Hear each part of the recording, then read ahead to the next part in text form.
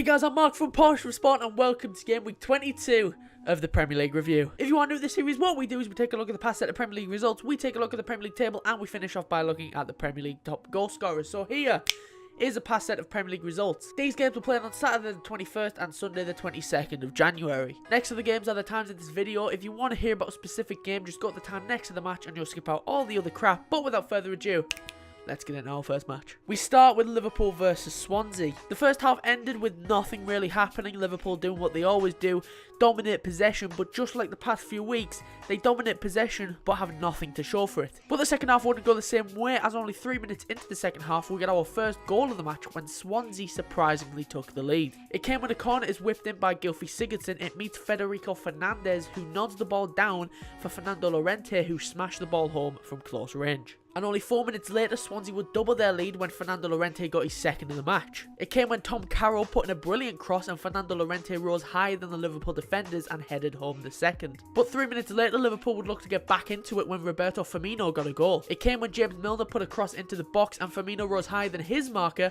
and headed the Kop back into the match. And 10 minutes later, Liverpool would equalise their scoring when Roberto Firmino got his and Liverpool's second. It came when Jorginho Wijnaldum crossed the ball into the box and Firmino did great to chest the ball down, take a touch, turn and put the ball into the bottom corner. But only 5 minutes later, Liverpool's hard work was undone as Swansea retook the lead through Gylfi Sigurdsson. It came when Liverpool's defence shut down and Tom Carroll tanked his way into the box.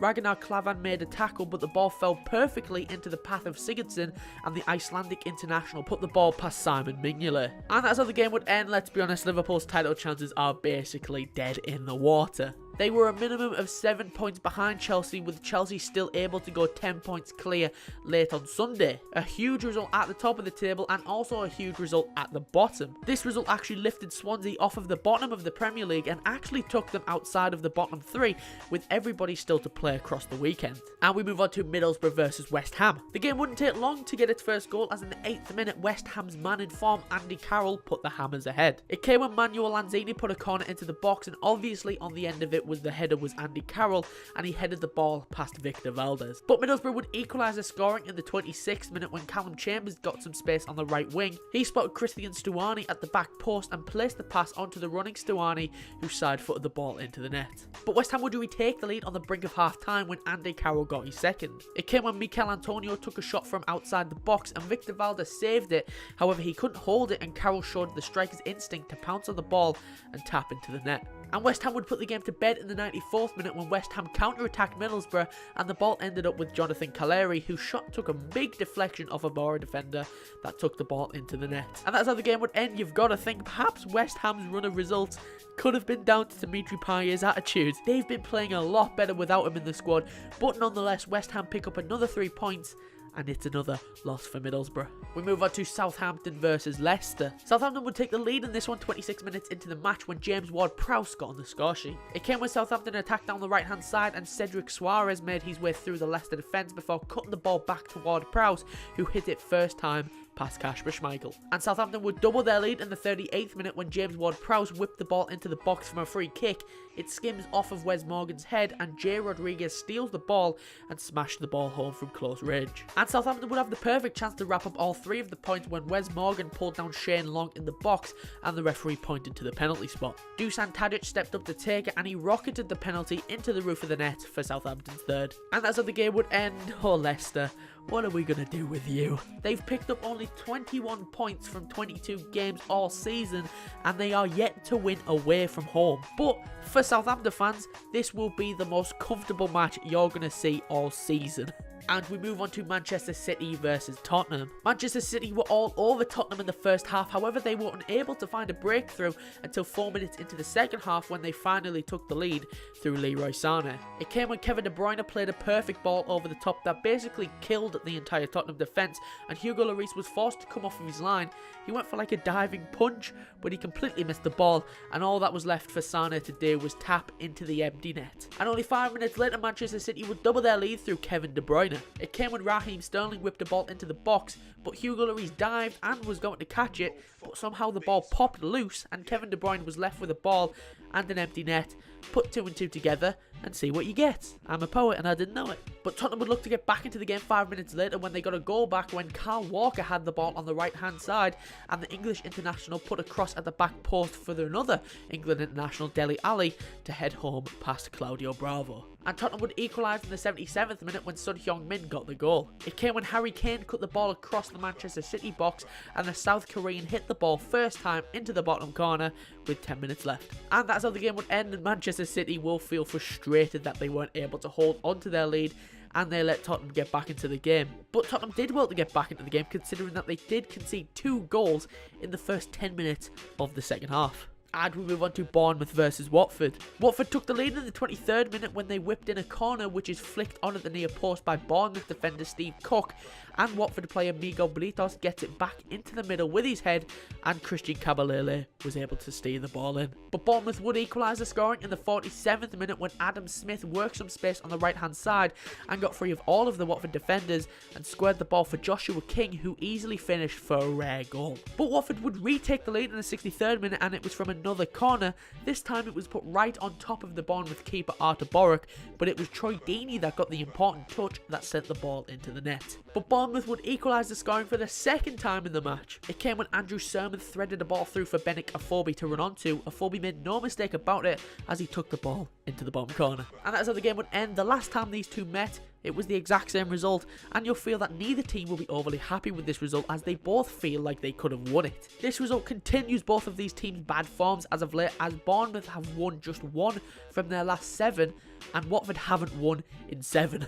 And we move on to Arsenal versus Burnley. Burnley defended quite well in the first half as Arsenal had the majority of possession, but they were unable to break through the last line. But Arsenal would get what they deserved in the 58th minute when Shkodran Mustafi got his first goal for Arsenal. It came when Mesut Ozil put a corner into the box, and on the end of it was the German who headed home. In the 65th minute, however, Arsenal's game got a lot harder as they went down to 10 men when Granit Xhaka got sent off. It came when he went in on Steven Defour and it was sent off with a straight red card for a reckless challenge. And how about this for a start? This is Xhaka's 9th red card in 3 seasons. As we went into the 90th minute, Arsenal were 1-0 up, but it all had time to change as the game had 7 minutes of added time. And 2 minutes into those added 7, Burnley had the perfect chance to equalise when they were given a penalty. It came when Francis Coquelin fouled Ashley Barnes in the box and the referee pointed to the spot. Andre Gray stepped up to take it and the childhood Arsenal fans smashed the spot kick down the middle and put Burnley level. But would you believe it, 2 minutes later Arsenal would go down the other end and get themselves a penalty. It came when Laurent Koscielny was caught in the head by a big boot by Ben Mee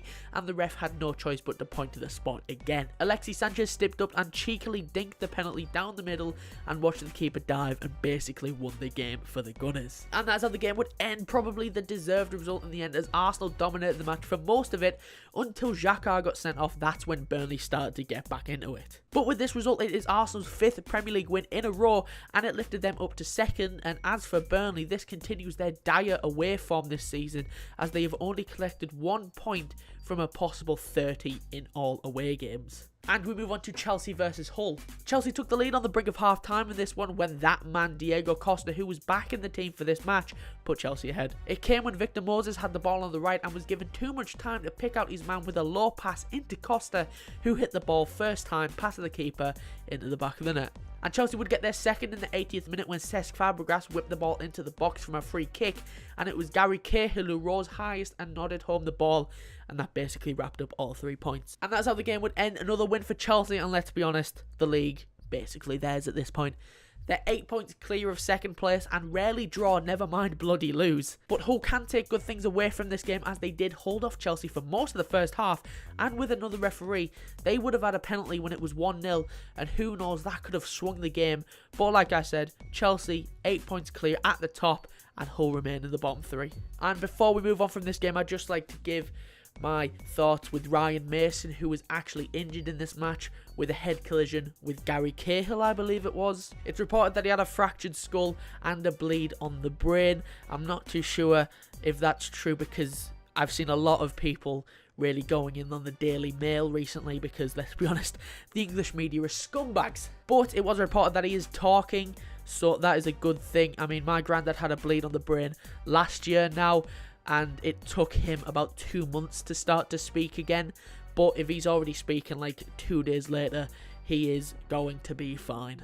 And we move on to West Brom versus Sunderland. This game was end-to-end for the first 30 minutes, but it was West Brom who took the lead in the 30th minute through Darren Fletcher. It came when West Brom had a corner and Sunderland failed to pick up Gareth McCauley at the near post, who flicked it on towards Fletcher, who chested the ball, turned and volleyed past Vito Manone at the near post. And only 5 minutes later, West Brom would double their lead. It came when Matt Phillips had the ball on the right. His cross is pushed out by Vito Manone only as far as Nasser Chadley, who smacked the ball off of the crossbar. The ball then falls to Chris Brunt, who smacked in a volley from about 20 yards out, leaving Vito Manone with no chance. And that's how the game would end. The game pretty much died in the second half. But with this result and the other results from the weekend, Sunderland fall back to the bottom of the Premier League and West Brom remain 8th on 32 points. And we move on to Stoke versus Manchester United. The first goal in this match came the way that no one was expecting when Stoke actually took the lead. It came when left back Eric Peters crossed the ball in, but it ended up going in the back of the net via a deflection off of Manchester United player Juan Mata. Eric Peters tried to claim this one, but it ultimately went down as a Mata own goal. The game pretty much died after this, but Manchester United would equalise in Fergie time when Wayne Rooney made history and became the all-time top goal scorer for Manchester United. It came when Rooney hit a brilliant free kick straight into the top corner past the Stoke keeper Lee Ground. And you know what? I give United shit because, let's be honest, they deserve it. And I also give Rooney a lot of shit because, let's be honest, he deserves it too. But to score 250 goals for one club, that's an accomplishment, so congrats. But from now on, don't expect any more compliments from me, young man. And that's how the game would end. A pretty dead game, to be fair. But like I said, Rooney broke the record, so GG, bro. And with this, United are unbeaten in like 8th or something, I don't know. But they're still 6th. And Stoke are 9th. And finally, we've got Crystal Palace versus Everton. This game was dead. So dead. Everton were all over Palace in the match, but it would take them until the 87th minute for them to finally break the deadlock. It came when Tom Davies picked out Seamus Coleman with a brilliant pass, and the fullback smacked the ball past Wayne Hennessy. That's how it ended. Everton deserved to win. Palace are still to win with Sam Allardyce as the manager. Yeah, this game was boring.